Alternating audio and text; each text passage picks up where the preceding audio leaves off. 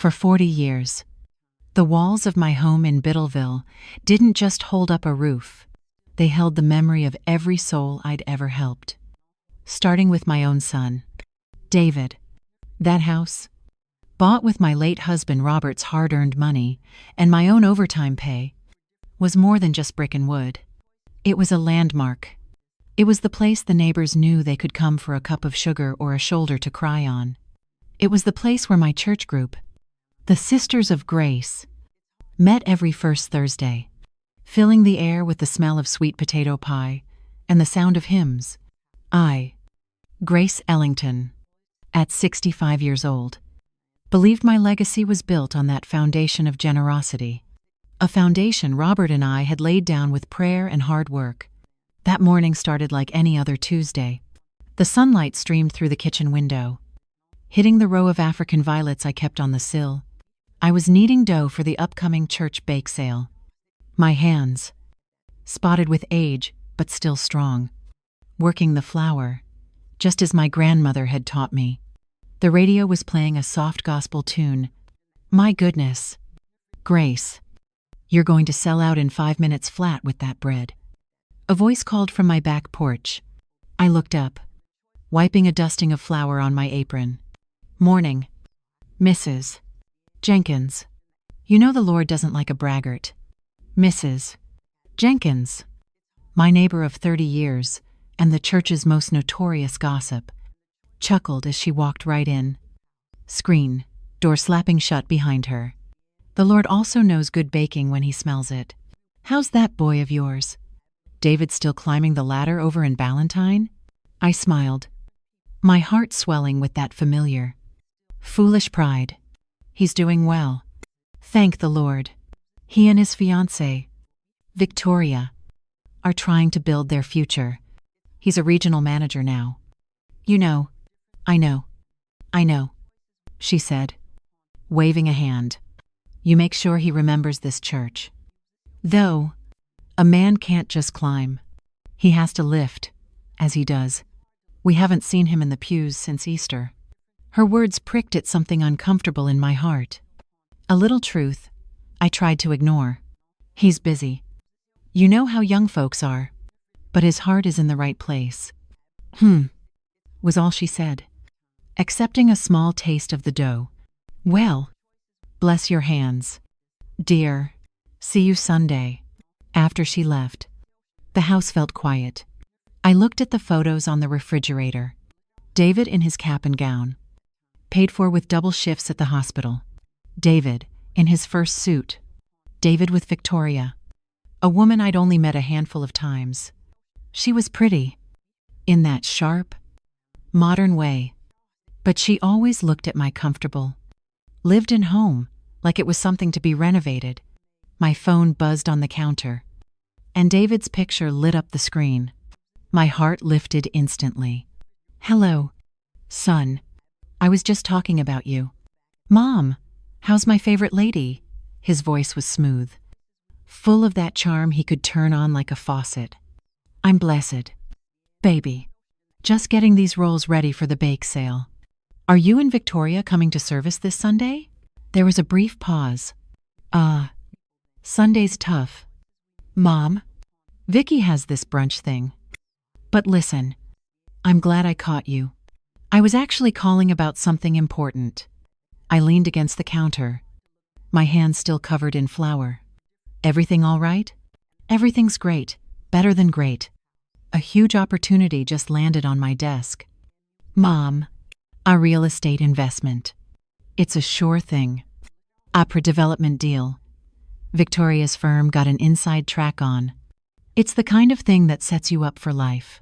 I felt a familiar knot begin to tighten in my stomach. I'd heard about these sure things before. David, that sounds wonderful. But you know I'm on a fixed income. Since your father passed, I have to be careful.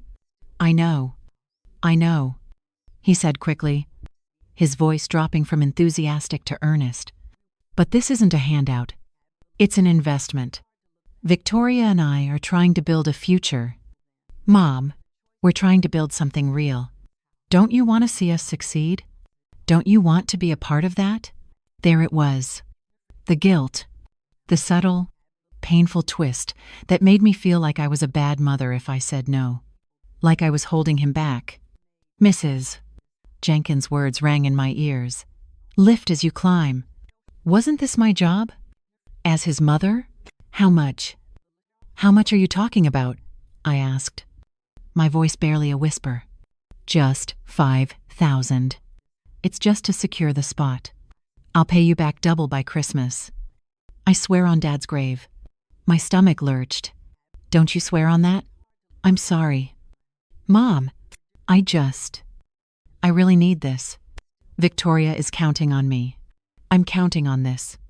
I closed my eyes, picturing the savings account I guarded so carefully.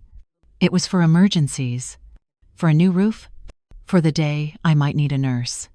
It was the last of what Robert and I had built together. You know I'd do anything for you. David, I said slowly. I knew you'd understand. His voice was bright again. The charm switched back on. You're the best.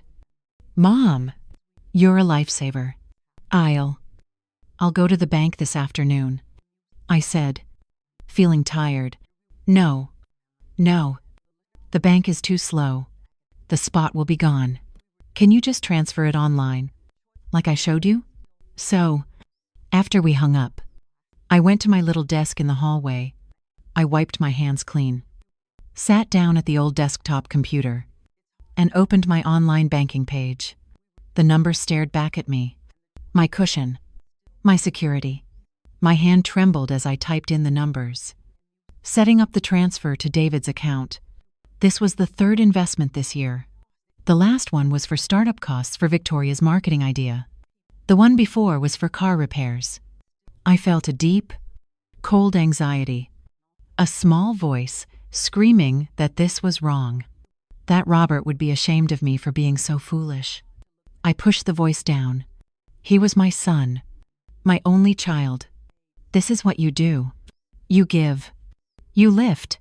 You trust in the Lord, and you trust in your blood. I clicked the confirm transfer button. The screen flashed. Success.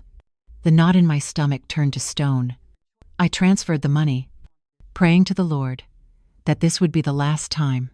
I had no idea that, very soon, I wouldn't have any more money left to give. The smell of smoke is something you never forget.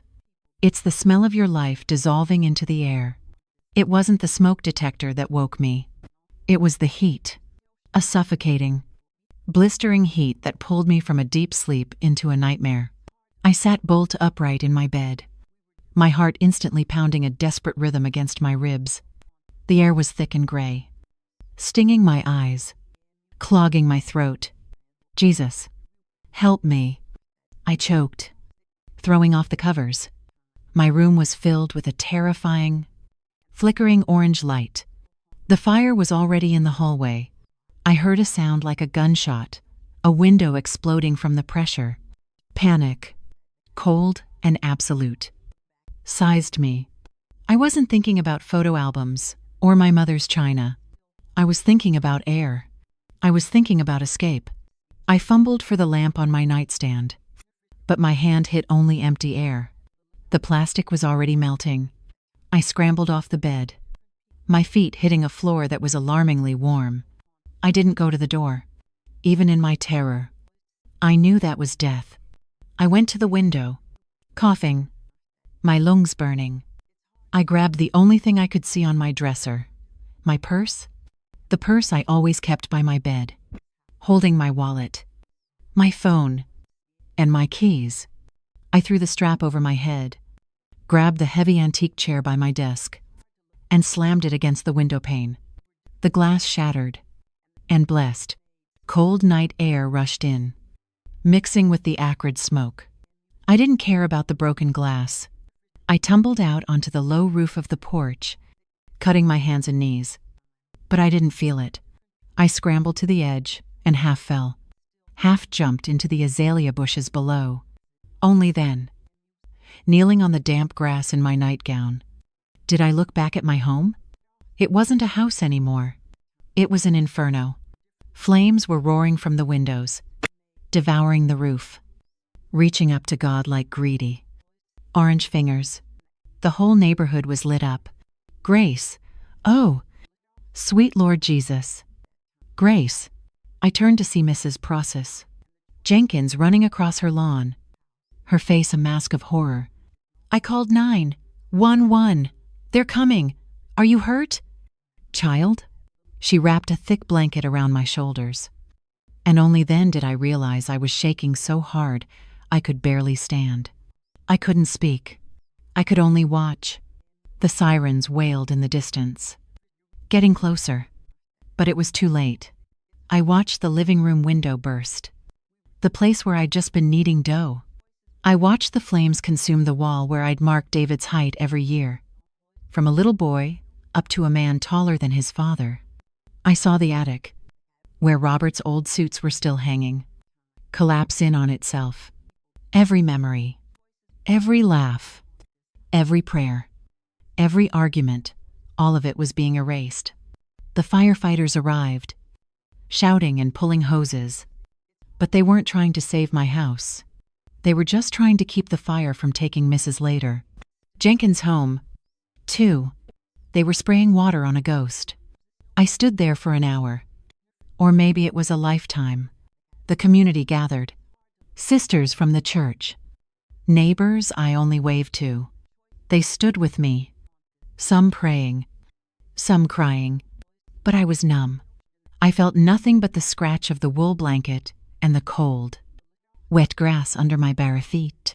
When the sun began to rise, all that was left was a smoking, blackened skeleton.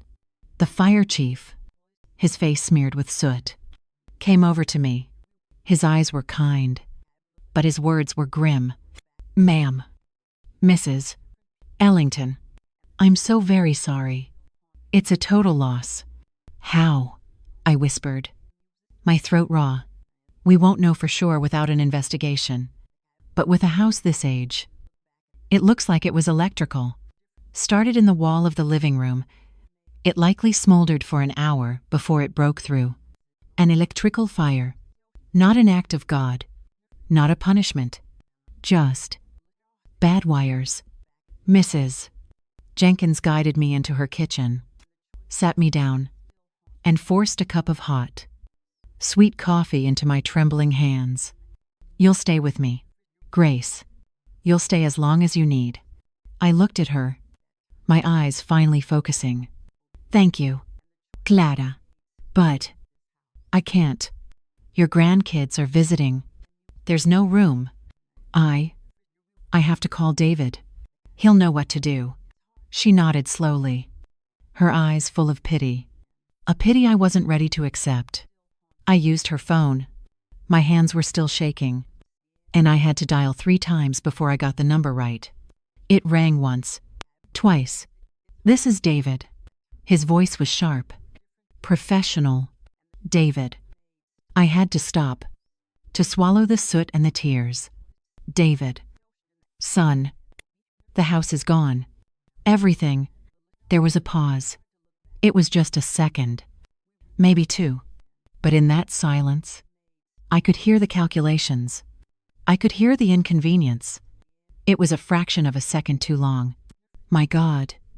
Mom, are you okay? Are you hurt? I'm not hurt.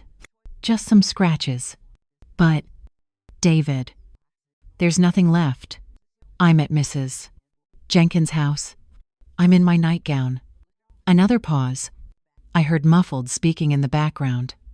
A high, sharp female voice. Victoria. Okay, he said, his voice changing, becoming warmer, more like the sun I knew. Okay. Mom, don't panic. We'll handle this. Listen, come here. Come to our place. We have plenty of room. You'll stay with us while we figure this out. The relief was so profound, so sudden, that I nearly dropped the phone. The tears that wouldn't come when I watched my house burn now burst forth in a wrenching sob. Oh, David. Thank you. God bless you. Baby? Thank you. It's okay. Mom. It's gonna be okay. Just take a cab. I'll pay for it when you get here. I've got a 9 a.m. meeting I can't miss. But Victoria will be there. I'll be there soon. I wept. Tears streamed down my face as I hung up.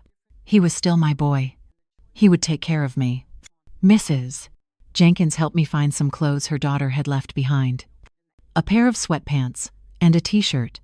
I packed my few borrowed things into a paper grocery bag. I was walking from one fire into another, and I was too blind with grief to even see the smoke. My son's house in Ballantyne was perfect. Not a pillow out of place. It was the kind of house that had welcome mats, but no actual welcome. The cab ride had cost me $40, almost half the emergency cash I kept in my purse. I walked up the perfectly curved stone pathway, clutching the paper grocery bag full of Mrs. Jenkins' borrowed clothes. I felt small. I felt like a beggar. I still smelled of smoke. A deep, oily smell that clung to my hair and skin. I rang the doorbell, and David opened it almost immediately. He was dressed for his meeting in a crisp blue shirt and a silk tie. He looked clean. He looked like his life hadn't just burned to the ground. "Mom," he said. His voice hushed. He gave me a quick, awkward hug, his arms barely closing around me, as if he were afraid the soot would rub off on his shirt. "You made it. Come in." I stepped into the entryway. The floor was white marble. The air smelled like lemons and polish. A huge, abstract painting hung on the wall, all slashes of gray and beige. It was cold. There were no family pictures. There was no life. "David, thank you so much." I started, the words catching in my throat. I just need a minute to catch my breath. I don't know what I would have done. Grace. How awful. Victoria emerged from the kitchen. She wasn't running to hug me. She was standing by a glass table, holding a coffee mug. She wore a white silk robe, and her hair was pulled back in a perfect, tight bun. Her eyes weren't on my face. They were on the paper grocery bag in my hand. It was the look you give something you're about to put in the trash. "It's just terrible," she said again, her voice flat. "David, your meeting." "Right," David said, grabbing a briefcase from the table. "Listen, Mom, I'm so sorry. This is horrible. I've got to run. This is a big client. But you talk to Vicky. She'll get you settled." He was already moving toward the garage door. "David, wait," I said, panicked. "I can't." "Mom, I'll call you this afternoon. We'll figure it out." And he was gone. I stood alone in the marble entryway, facing my son's fiancée. The silence in that perfect house was deafening. "Well," Victoria said, taking a sip of her coffee. "Let's go into the living room." I followed her into a room that looked like a magazine. Everything was white. The carpet, the sofas, the curtains. I was terrified to sit down. I was a smudge of charcoal in a world of snow. I perched on the very edge of an armchair, placing the paper bag at my feet. "So," she said, sitting on the sofa opposite me, crossing her legs. "What did the fire department say?" "A total loss," I whispered. "Electrical. They think it started in the walls." And the insurance?" I don't know. I haven't even called them. It just happened. I just need a place to stay. Victoria, just for a few days, until I can get things sorted out. I won't be any trouble. I can sleep on this very sofa." Victoria's perfectly plucked eyebrow rose. "On the sofa, Grace? No, that's not going to work." He blinked. "I don't understand," David said. David was emotional. She cut me off, her voice still soft, but with an edge of steel. He didn't think it through. "Grace, you have to understand. We value our privacy here. This is our home. It's our sanctuary. We both have very high-stress jobs. And when we come home, we need peace. We can't just have a long-term guest. I felt the blood drain from my face. Long-term? I said a few days. I'm his mother. I know you are, she said, leaning forward, as if explaining something to a child. And that's why this is so difficult. But we're building a life. We have routines. We just can't be set up to be caretakers right now. It's not fair to our relationship. The word caretaker hit me like a slap. I don't need a caretaker. I need a roof. My house burned down. I understand that, she said. And for a moment, her voice was sharp. But a lack of planning on your part doesn't constitute an emergency on ours. I couldn't breathe. I looked around the huge, empty, sterile room. Where is David? I said. Though I knew he was gone, I looked for my son, the boy I raised, the man whose college I paid for. And he wasn't there. David and I are on the same page, she said firmly. He was just too upset to say it. He knew you wouldn't take it well. Take what well? That my son is kicking me out onto the street? No one is kicking you anywhere, she said, standing up, her patience clearly gone. I've already done some research. There are options. There's a very clean, state-run facility near the university. For displaced seniors, they'll give you a cot and 3 meals. Or, she added, picking up her phone, I can call you a cab to a stay-and-go motel down by the highway. David said he'd contribute to the first few nights. I stood up. My body felt very light, as if I were floating. The shock was so profound, so cold. It had burned away the grief from the fire. All that was left was this frozen clarity. I looked at this thin, cold woman who had so easily erased me from my son's heart. A facility. I said the word. It tasted like poison. You'd put your own mother, who just lost everything, in a facility? It's not personal. Grace, she said, sighing, as if I were a difficult employee. It's about what's practical. Practical. That was the word that did it. That was the word that woke me up. I finally looked at David. Even though he wasn't in the room, I saw him for who he was. Not my boy. Not my son. A stranger. A weak, hollow stranger who had handed his spine over to this woman. I see, I said.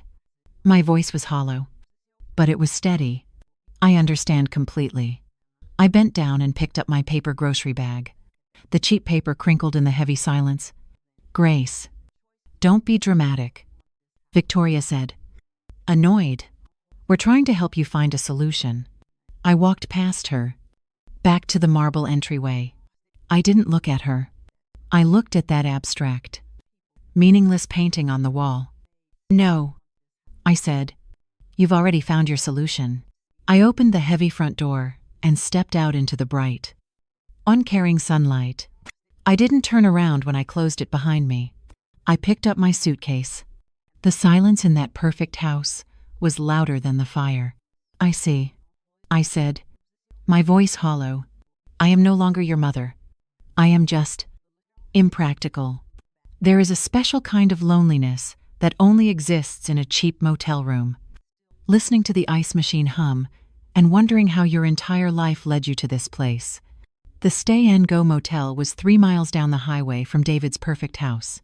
I paid for 2 nights in cash, which took almost every dollar I had left. The man behind the scratched plastic window didn't even look at me.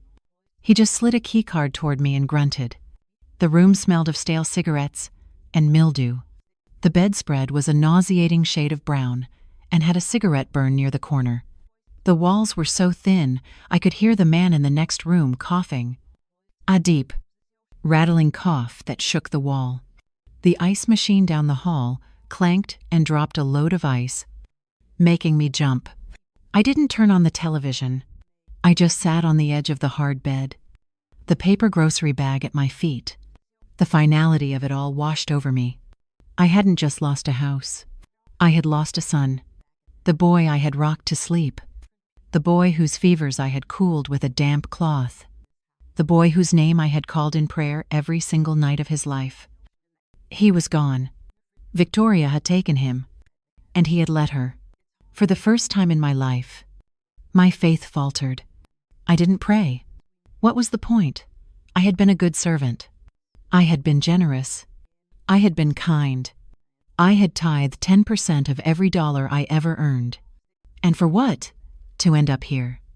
In a $60 a night motel room, smelling like smoke. While my only child slept in his climate-controlled sanctuary, the anger came, cold and sharp, burning away the shock. I was angry at Victoria. For her casual cruelty. I was angry at David. For his weakness. I was angry at Robert. For dying and leaving me alone. And I was angry at God. For letting it all happen. I must have sat there for an hour, frozen, as the sun went down and the room filled with a depressing, gray twilight. I was 65 years old. I had no home, no family, and $90 to my name. Victoria's word echoed in my head. Facility? They had intended to put me in a home. Like a piece of furniture you no longer had a place for. My phone, the one I'd grabbed in my purse, buzzed. I looked at it. The screen read Pastor Miller. Of course, Mrs. Jenkins would have called the entire church by now. The prayer chain would be buzzing. Sister Grace lost her home.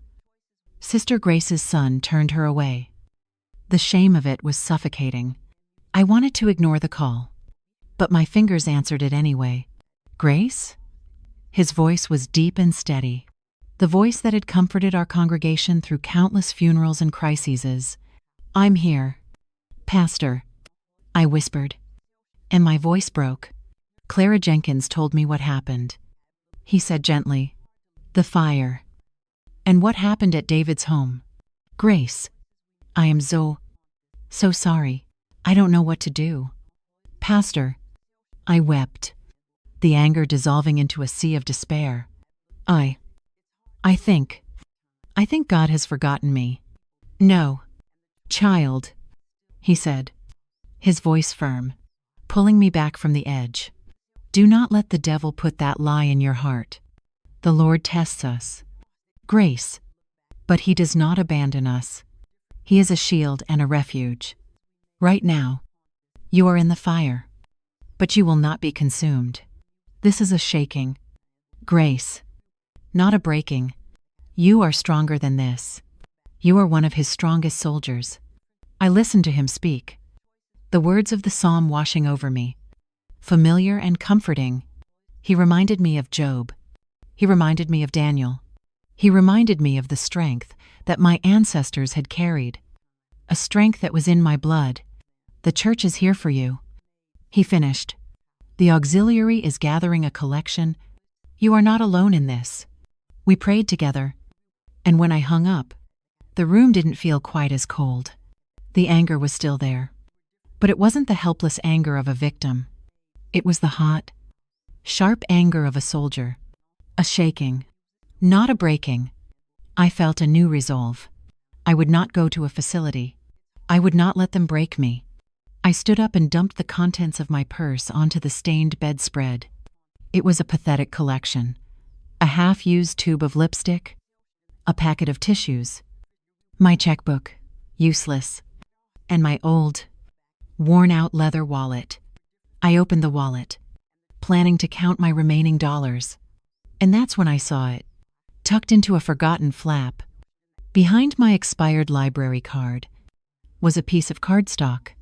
It was faded, the corners soft with age. I pulled it out. Randall Galloway, Galloway Development, Atlanta. A phone number was printed beneath it. Randall, my first love.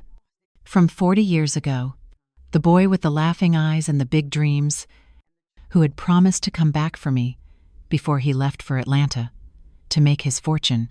I was 25. He was 26. We were going to conquer the world. But life intervened. Robert proposed stable, kind, reliable Robert. And I said yes. I chose the safe life. I hadn't seen Randall Galloway since the day he left. But I had kept this card. For 40 years, I had transferred it from wallet to wallet. A secret, foolish talisman of a life I never lived. I stared at the card. It was insane. It was the act of a desperate, foolish old woman. He was probably married, with a dozen grandchildren.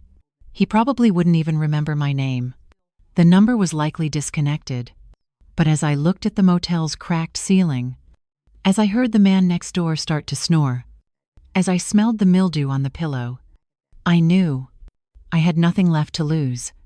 My hand was trembling. I was just a practical problem for my son. Maybe, just maybe, I was still a memory for Randall. I picked up my phone. I dialed the number. 40 years is a long time. It's long enough to build a life, raise a child, and bury a husband. But I learned in 1 second that it's not long enough to forget the voice of your first true love. The phone rang 3 times, each ring echoing like a gunshot in the silent motel room. I was about to hang up, convinced I was a fool, when a crisp, professional voice answered. Galloway Development. This is Amanda speaking. How may I direct your call? My throat closed. I'm sorry. I stammered. I must have the wrong number. I was trying to reach an old friend. Who were you trying to reach? Ma'am? The voice asked. Patient, but firm. This is going to sound crazy. I was looking for Randall Galloway. There was a polite pause. Mr. Galloway is in a meeting. Ma'am, may I ask who is calling? My name is Grace. Grace Ellington. It's a personal matter. He won't know my new name. Please, just tell him Grace. Grace. Oh Lord. My maiden name. Tell him Grace Ellington is calling. I was rambling. Humiliated. I was about to hang up. Hold just one moment. Mrs. Ellington, the secretary said. Her voice suddenly different. Warmer. I heard a click. A moment of silence. And then, his voice. Deeper. Richer. Molded by decades of command. But unmistakably his Randall Galloway. I couldn't speak. I just held the phone. My breath caught in my chest. Hello? He said, his voice sharpening with impatience. Who is this? Randall? I whispered. It's Grace. Grace Ellington. I used to be Grace. Oh, Lord. The silence on the other end was absolute. It stretched for 5, 10, 15 seconds. I thought he had hung up. I thought I had made a terrible mistake. And then, his voice, so soft, it was barely a breath, full of a disbelief that matched my own. Grace? My Grace Ellington? Yes. I sobbed. The tears I thought I had no more of. Breaking free. Randall. Yes. Where are you? His voice changed instantly. The softness was gone, replaced by an ironclad urgency. There was no, how have you been? No, it's been so long. Just where are you? I'm in Charlotte. At a motel. The stay and go. By the highway. I'm in Atlanta. He said. I heard a muffled sound. Him shouting to his secretary. Amanda. Get my plane ready. Now. Call the airfield in Charlotte. Tell them I'm coming in. He was back on the line with me. Grace. What happened? Are you in danger? The words tumbled out of me in a broken, shameful rush. My house. It burned down. 2 nights ago. I lost everything. I went to David. My son. And he and his fiancée. They wouldn't let me stay. They They told me to go to a facility. The silence on his end was different this time. It was cold. It was a dark, gathering anger. An anger for me. Grace. Listen to me, he said, his voice a low, controlled rumble. I'm walking to my car right now. I'm driving to my airfield. I will be in Charlotte in 90 minutes. While I'm in the air, a car will come to your motel. A black sedan. The driver's name will be Arthur. He will be there in 20 minutes. Do not talk to anyone else. Do not leave your room. Just pack your bag. Arthur will bring you to the airfield. I will meet you there. Randall. No. You don't have to do this. I wept. I'm so embarrassed. I didn't know who else to call. Grace. He interrupted, his voice so fierce it made me stand up. You called the right person. I've been waiting for this call for 40 years. Now, will you be ready in 20 minutes? Yes. I whispered. Good. I'll see you soon. Gracie. He hung up. It was a dream. It had to be. I was a 65-year-old widow in a cheap motel, and my first love was flying on a private jet to come get me. I splashed cold, rusty water from the tap onto my face. Exactly 19 minutes later, my motel room phone rang. Mrs. Ellington? This is Arthur. I am in the lobby. I grabbed my paper bag and my purse. I walked out of that room without looking back. A tall, serious-looking man in a black suit stood by the front desk. He nodded at me. Mrs. Ellington, let me take that. He took the paper bag from me, as if it were a piece of fine luggage. He led me to a sleek black sedan, the kind I'd only ever seen in movies. He opened the back door for me. The inside smelled of clean leather. As we pulled onto the highway, I saw the Stay and Go motel disappear in the side mirror. We didn't go to the main airport. We drove to a separate, private airfield I never knew existed. The car drove right out onto the tarmac, pulling up to a small, sleek white jet. The door was open, the steps already down, and he was standing there. He was 66 now. His hair was a handsome, distinguished silver. He was taller than I remembered, broader in the shoulders, wearing an expensive-looking coat. He was a man of power, a man of wealth. But his eyes, oh, Lord, his eyes were the same laughing, amber-colored eyes that I had fallen in love with in that Biddleville churchyard all those years ago. I stepped out of the car, clutching my purse, my hands cut and bruised from the fire, my hair a matted mess. I was ashamed to be seen. He walked toward me, his eyes never leaving my face. He didn't see the borrowed sweatpants or the smoke. He just saw me. Gracie, he said, his voice thick. I couldn't hold it in. I collapsed against his chest, sobbing out 40 years of grief and loneliness and the horror of the last 3 days. He didn't pat my back. He didn't shush me. He just wrapped his arms around me, holding me so tight I felt my broken pieces start to knit back together. You're all right, he murmured into my hair. I've got you. You finally came home. He led me up the steps and into the plane. The inside was all cream leather and polished wood. He sat me down, buckled my seatbelt as if I were a child, and then sat opposite me. A moment later, I felt the plane begin to move. As the jet took off, climbing fast and steep, I looked out the small window. I could see the lights of Charlotte spread out below me, the city that held the ashes of my old life, and the son who had disowned me. I was leaving it all behind. Randall didn't say anything. He just reached across the aisle, took my rough, cut hand in his warm, strong one, and held it. It's over. Grace, he said. The fight is over. But I knew, deep down, as I felt the engines roar, it was just beginning. I had spent my whole life building a home for my family, only to find a real home in the arms of a man I hadn't seen in 40 years. Randall's house in Buckhead wasn't a house. It was a haven. It was a long, beautiful stone manor, set back from the road, surrounded by old, wise-looking oak trees and gardens, bursting with late-season azaleas. It was the kind of wealth that whispered. It didn't shout. It was everything David and Victoria's cold, modern sanctuary tried to be, but failed. This place felt warm. It felt real.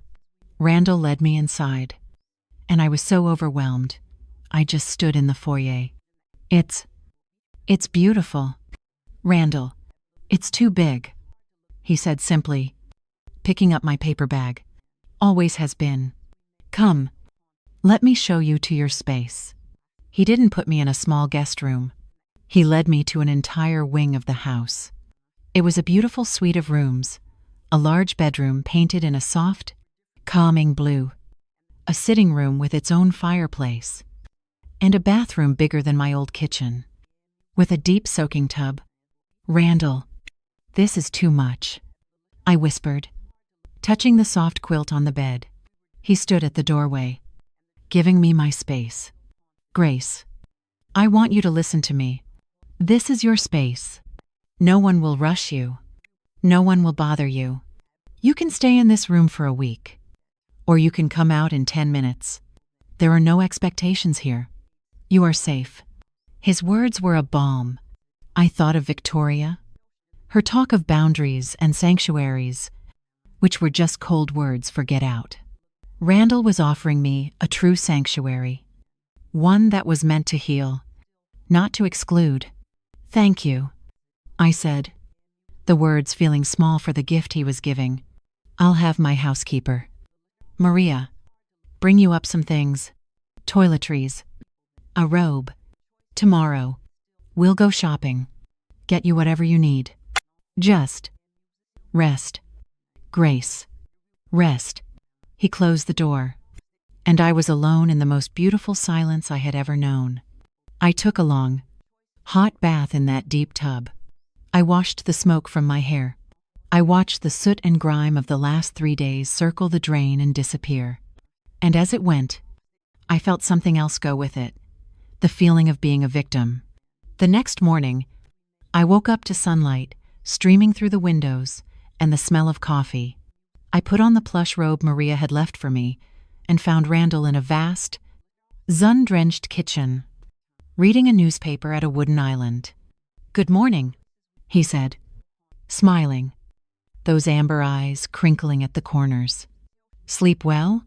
"Like a stone," I admitted. "Randall, I have to make some calls. The insurance company. I need to handle my business." "Of course," he said, pushing a cup of coffee toward me. "Take all the time you need. My home office is at your disposal." I spent the morning on the phone.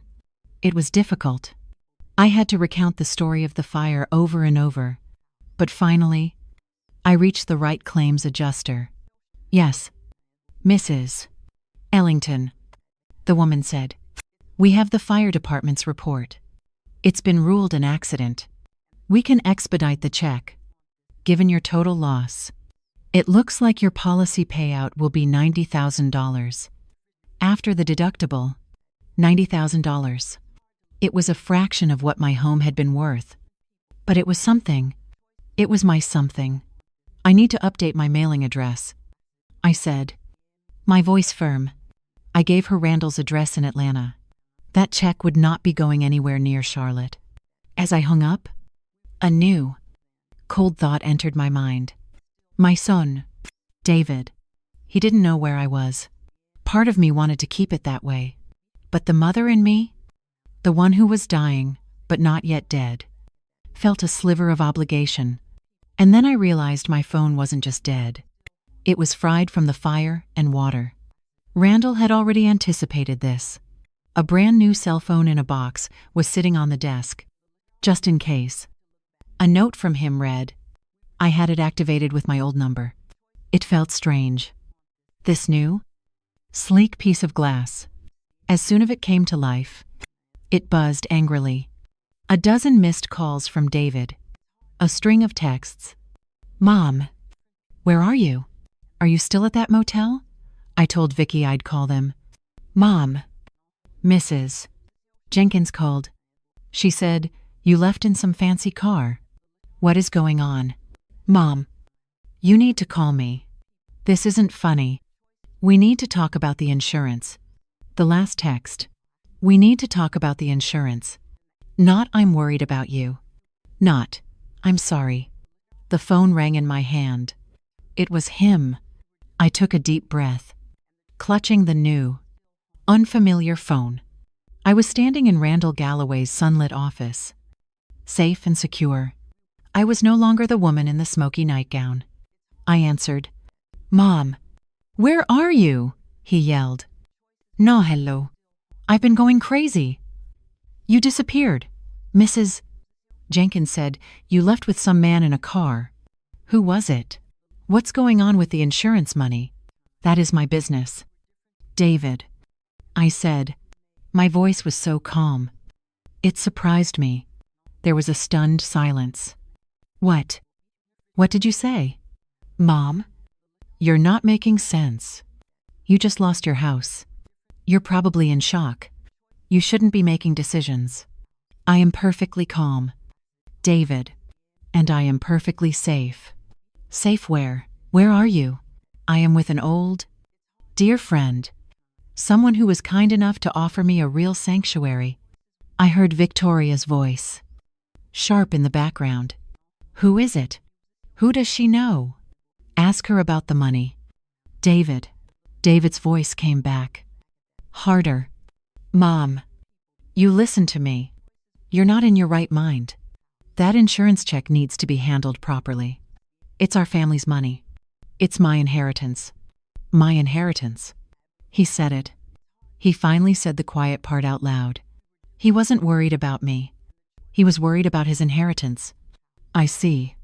I said, the last little ember of a mother's love turning to ice. Thank you for clarifying that. David, I have to go now. Mom, don't you hang up on me. You're not well. We're going to... I pressed the red N button. I blocked his number. In Charlotte. David Ellington stared at his phone. She hung up on me. Victoria snatched the phone from his hand. Her face a mask of fury. She's trying to cut you out. That old woman is trying to steal your inheritance. That's what this is. That old friend is probably some con artist who's after her. $90,000. She's not in her right mind. She's delusional from the fire. David, weak and greedy, nodded slowly. You're right. She's not thinking clearly. We have to protect her. We have to protect my inheritance. I didn't know any of this. Of course. Not then. I just stood there, looking out at Randall's beautiful, peaceful garden. Randall found me there, a cup of tea in his hand. You're safe here. Grace, he promised, as if he knew. But as I looked south, back toward Charlotte, I knew that $90,000 wasn't just an insurance check. It was a target, and my son was the one taking aim. I always taught my son that a man's name was all he had. It was what my father taught me, and what Robert and I had lived by. A good name, in the church and in the community, was worth more than gold. I never imagined that my son, David Ellington, would be the one to drag my name, and the name of the man who saved me, through the mud of a public courthouse. The first week in Atlanta was a dream. It was a gentle, quiet unfolding of a life I never thought I could have. Randall and I fell into an easy rhythm. We were two old souls, rediscovering the comfortable silence that can only exist between two people who truly see each other. We ate breakfast together. We took long walks in his gardens, and he told me the names of all the flowers he'd planted. We talked for hours, 40 years of catching up.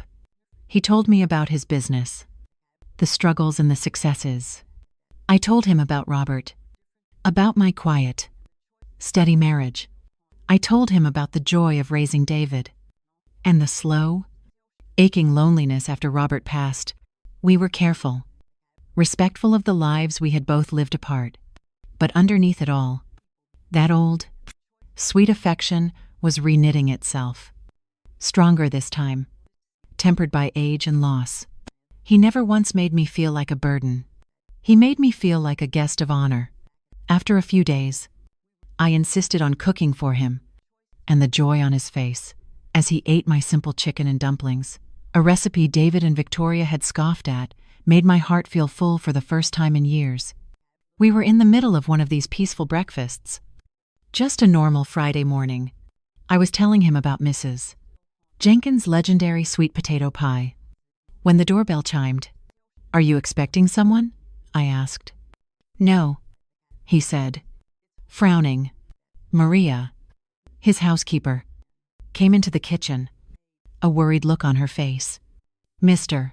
Galloway, there's a man at the door. A courier. He says he has a legal summons. For Mrs. Ellington." My blood ran cold. "For me? That's impossible. Who in Atlanta?" Randall was already on his feet. "I'll take it." "Maria." "Thank you." He went to the door. I stayed at the kitchen island, my hands frozen around my coffee mug. I heard a brief, polite exchange of sign here. He came back into the kitchen, a thick white envelope in his hand. His face was unreadable. "Randall, what is it?" He didn't answer. He carefully slit the envelope open with a letter opener, his movements precise, controlled. He pulled out a sheaf of papers and began to read. I watched his face. I saw his jaw tighten. I saw his knuckles go white as he gripped the papers. And then I saw a look in his amber eyes I had never seen before, a cold, quiet fury that chilled me to the bone. "Randall, you're scaring me." "What is it?" He looked up from the papers, his eyes meeting mine. "Grace," he said, his voice dangerously calm. "Your son, David Ellington, has filed a petition with the family court in Charlotte." "A petition? What do you mean?" "He is petitioning the court for an emergency guardianship over you." I laughed. A short, sharp, ugly sound. Guardianship? That's for people who are sick. Who are? Oh. The laugh died in my throat. "He is claiming," Randall continued, his voice like ice, "that you are not of sound mind. He claims the trauma of the fire has rendered you mentally incompetent to handle your own affairs." I sank onto the stool. My legs wouldn't hold me. He wouldn't. He couldn't. "He did," Randall said. He laid the papers on the island. "And it gets worse. He names me. He alleges that I, Randall Galloway, am an opportunist who has taken advantage of your confused mental state to unduly influence you." "Oh, my God," I whispered. I felt sick. I was going to be sick.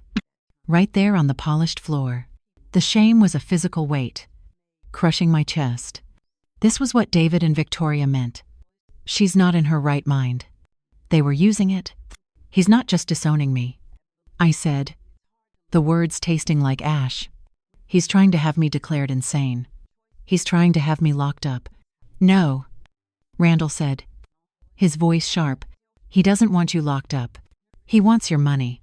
He turned to the last page. "The petition demands that all your assets, specifically the $90,000 insurance payout, be immediately placed into a managed trust.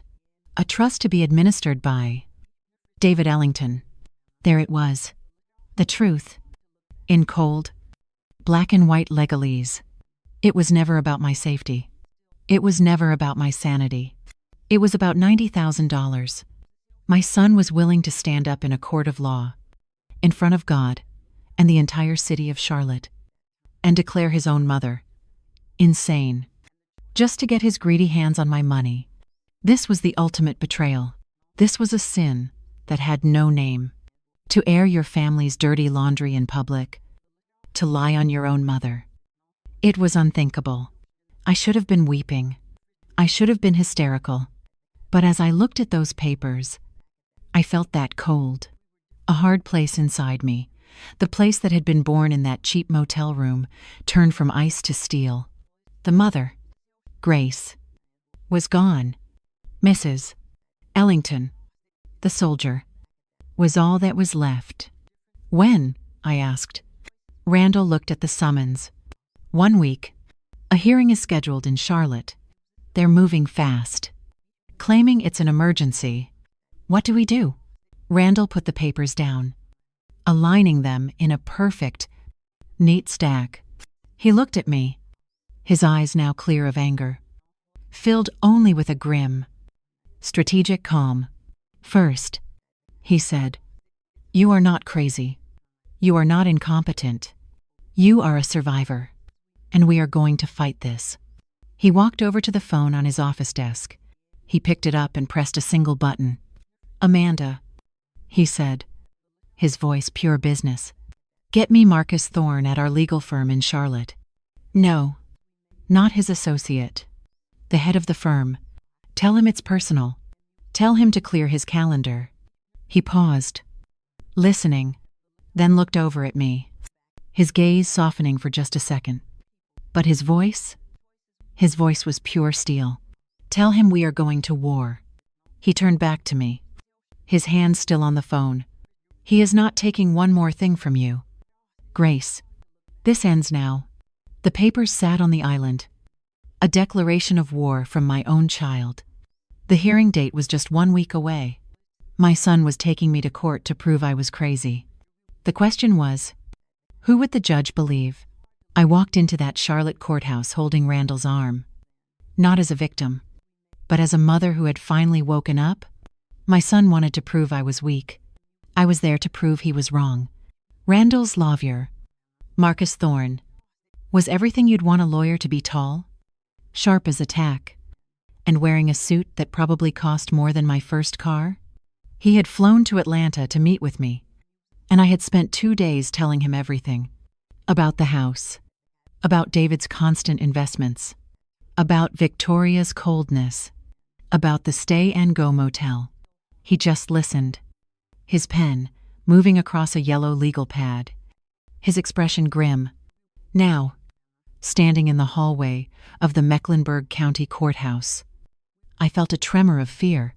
This was real. I was about to face my son in a court of law. You ready? Grace? Randall asked, his hand warm on my elbow. No, I said honestly, but I'm here. Let's get this over with. We walked in. The courtroom was small, sterile, and cold.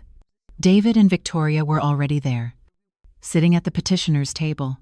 My son, David, looked pale and nervous, his eyes darting around, refusing to meet mine. But Victoria, she was a portrait of smug confidence. She wore a severe black dress, her hair pulled back, and she looked at me with an expression of pity, as if I were a sick animal she was reluctantly putting down. She smirked at me, a little, tiny lift of her lips that said, I've already won. And then I saw who was sitting in the gallery behind me, Mrs. Jenkins, and next to her, Pastor Miller. They had driven all the way here. Mrs. Jenkins caught my eye and gave me a firm, solid nod. The pastor just smiled, a look of pure, steady faith. I felt a surge of strength. I was not alone. My community was with me. All rise. The bailiff called, and a stern-looking female judge entered. David's lawyer, a slick young man who looked like he'd smiled his way through law school, went first. He painted a picture of me that I didn't recognize. A poor, confused, grieving widow, shattered by the loss of her home. A woman, he said, his voice dripping with false sympathy, who, in her despair, has fallen under the influence of a wealthy and opportunistic man. A man who spirited her away to another state, away from her loving, concerned son. He pointed to Randall. A man who now seeks to control her only remaining asset, her $90,000 insurance policy. Her son, David Ellington, is not here for money. He is here out of love. He is here to protect his mother's legacy from a predator. Victoria dabbed at a dry eye with a tissue. David just stared at his hands. I felt a hot, bright anger burn in my chest. Predator. He had called Randall a predator. Then it was Marcus Thorne's turn. Your Honor, he said, his voice a calm, deep baritone that filled the room. My client, Mrs. Ellington, is not confused. She is not incompetent. She is, however, the victim of a predator. But that predator is not Mr. Galloway. He is sitting at the petitioner's table. David flinched. Victoria's smirk faltered. I'd like to call my first witness. Marcus said. Pastor Miller. Pastor Miller walked to the stand. He testified to my 25 years of service on the church board. He testified to my running the bake sale, managing the books for the auxiliary, and my sharp, compassionate mind. Sister Grace, he said, is one of the pillars of our community. The only confusion I have witnessed, Your Honor, is my own confusion as to why a son would abandon his mother in her darkest hour. Then he called Mrs. Jenkins. She was not calm. She was furious. She told the judge, in no uncertain terms, about the fire. She told him how I had called David, full of hope, and the next day, Your Honor, she said, her voice shaking with indignation. The next day, I get a call from this boy, asking if I knew where his mother was. He didn't know, because he never even let her in his house. He and that cold-hearted woman over there, she pointed right at Victoria, sent her to a Roach motel. Is that how a loving son behaves? The judge was staring at David, her expression hardening. David's lawyer jumped up. Objection. Hearsay. Speculation. Cite down. Counselor. The judge said flatly. I want to hear this. Finally, Marcus called his last witness. I call Mr. David Ellington to the stand. David looked terrified. He walked to the stand, was sworn in, and sat down, his hands trembling. Marcus was gentle. Mr. Ellington, you claim you are here to protect your mother's $90,000 insurance check, correct? Yes, David whispered. She can't manage it. Because you're worried about her financial well-being? Yes. I've always looked out for her. Have you? Marcus asked, his voice still soft. He walked back to his table and picked up a stack of papers. Your Honor, I am entering into evidence bank statements from Mrs. Grace Ellington's savings account for the 6 months prior to the fire. He handed a copy to the judge, and one to David. David looked at it, and all the color drained from his face. Mr. Ellington, Marcus said, his voice suddenly like a whip. Can you identify the transfer on March 12th? For $5,000. To your personal account? That was an investment. David stammered. An investment? And the one on January 4th? For $3,000? And the one last November? For $6,000? In total? Mr. Ellington, in the 6 months before the fire, you took over $30,000 from your incompetent mother's savings account. Is that correct? The courtroom was dead silent. Victoria's face was no longer smug. It was a mask of pure, reptilian fury. She was staring at David, her eyes blazing. You fool. She gave it to me, David said, his voice cracking. It was gifts. She wanted to help. Marcus walked right up to the witness box. So, let me get this straight. When your mother had over $100,000 in savings, you had no problem with her competence, as she gave you thousands. But now that she's lost everything and is down to her last $90,000, Now she's incompetent? Now she needs your protection? Marcus turned to the judge. Your Honor, Mr. Ellington isn't worried that a predator is going to take his mother's money. He's furious that he is not that predator. This petition is an act of financial retaliation. Plain and simple. David put his head in his hands. He was done. The judge looked at the bank statements. She looked at David, cowering on the stand. She looked at Victoria, who was vibrating with rage. She looked at me, sitting there, holding Randall's hand, and her face was a picture of pure, unadulterated disgust. She slammed her gavel. The sound cracked through the room. I have heard enough. This petition is not only baseless, it appears to be malicious. I will render my judgment now. The judge's words were like a surgeon's knife clean, precise, and necessary to cut away the infection that had poisoned my life for years. The judge, a stern-looking African-American woman who I knew did not suffer fools, took off her reading glasses. She stared down at David and Victoria. And the silence in that courtroom was so heavy I could feel the weight of it on my shoulders. Mr. Ellington, the judge said, her voice low and dangerous. I have been on this bench for 20 years. I have seen a lot of tragedy. I have seen a lot of greed. But I am hard-pressed to remember a case as distasteful as this one. Victoria made a small sound of protest. The judge's eyes snapped to her. You, miss, will be silent. You are not a party to this petition. But it is clear to this court that you are its architect. Victoria turned white. The judge looked back at my son. You sit here, she said, in an expensive suit, having abandoned your mother in the literal ashes of her life. You turned her away.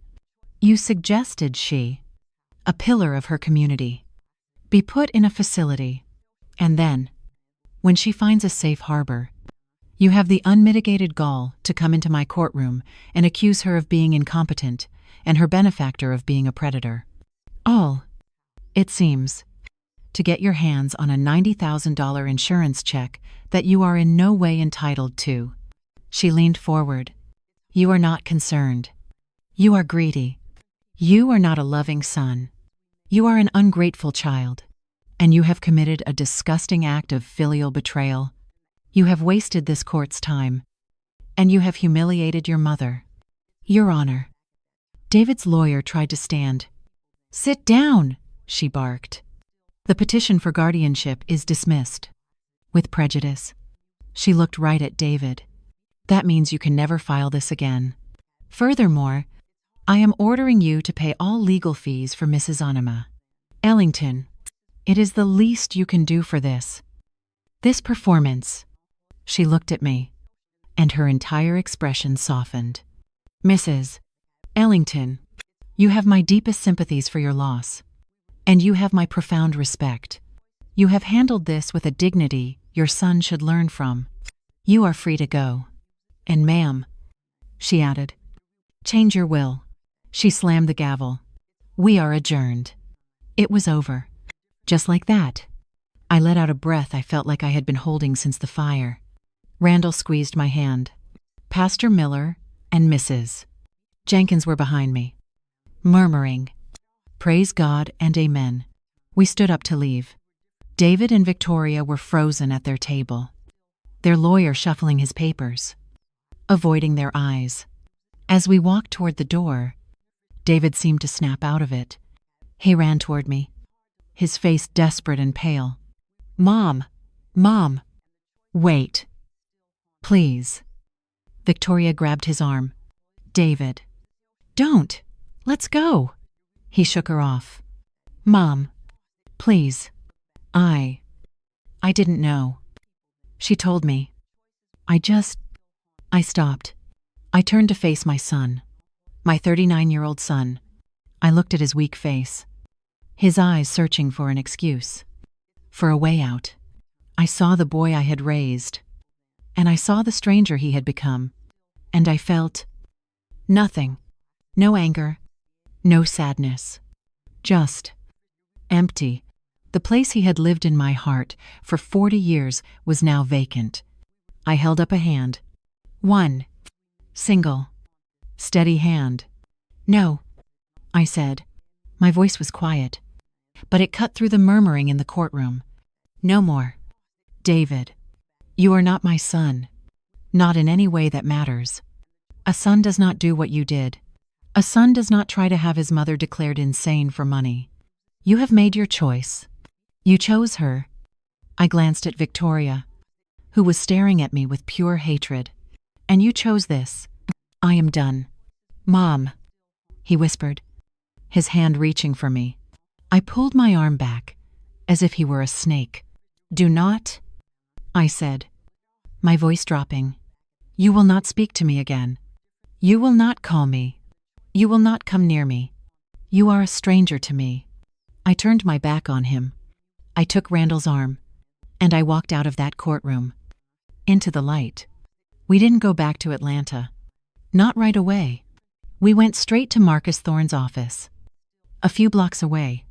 The four of us, me, Randall, Pastor Miller, and Mrs. Jenkins sat in his plush conference room. Marcus, I said. The judge gave me some good advice. I want to change my will. Today, I took the liberty of drafting a new one, based on our conversations, he said, pulling a document from his desk. It was simple.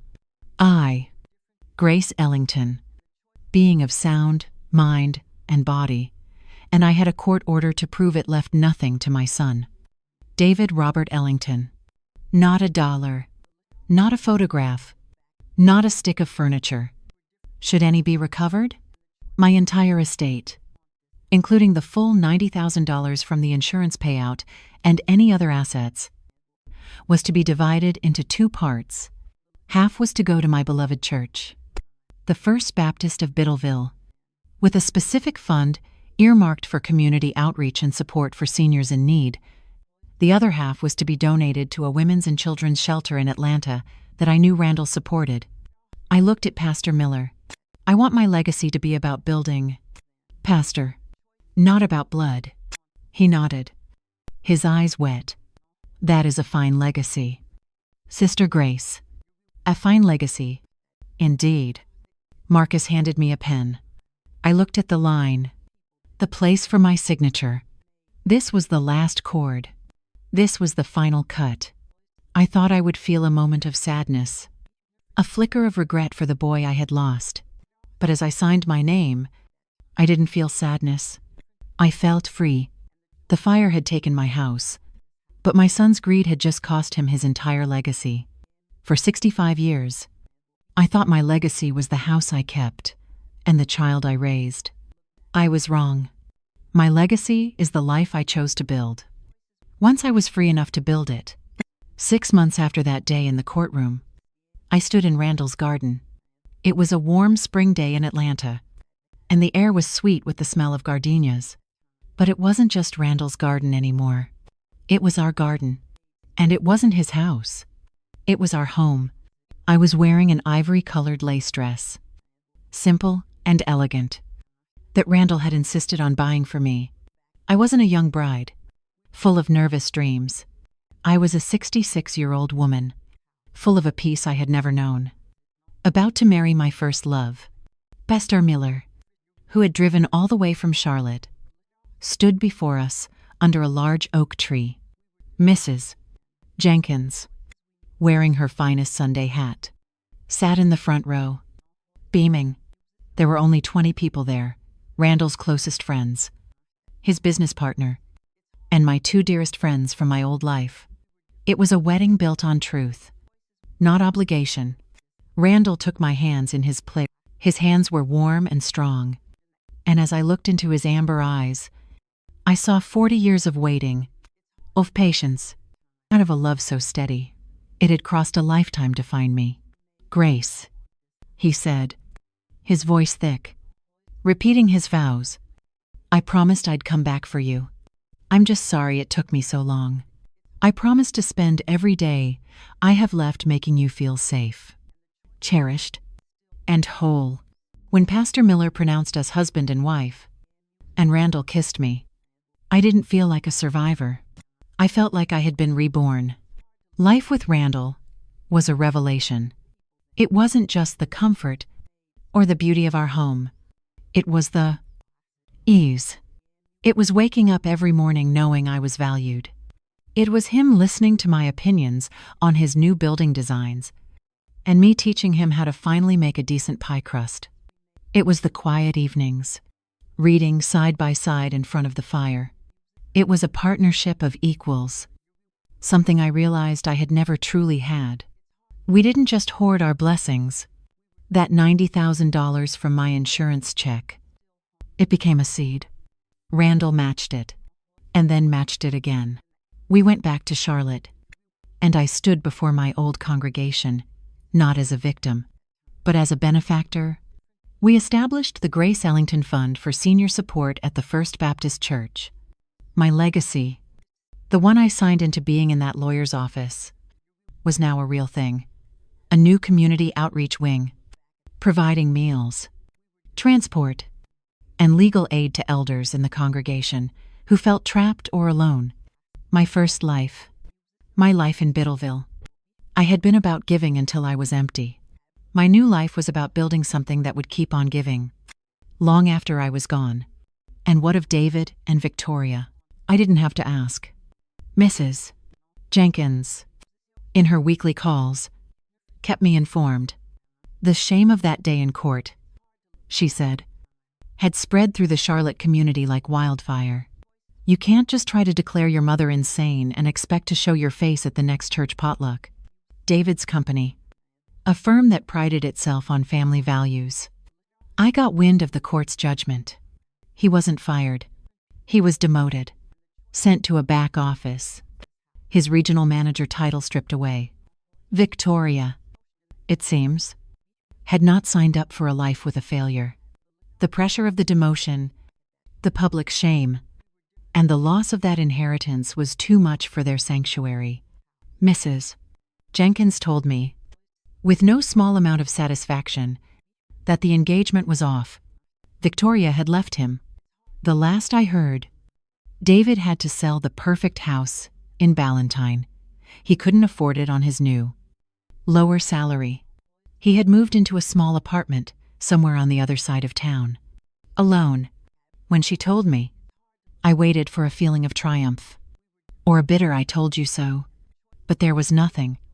Just a quiet, distant pity for the weak, lost man my son had become.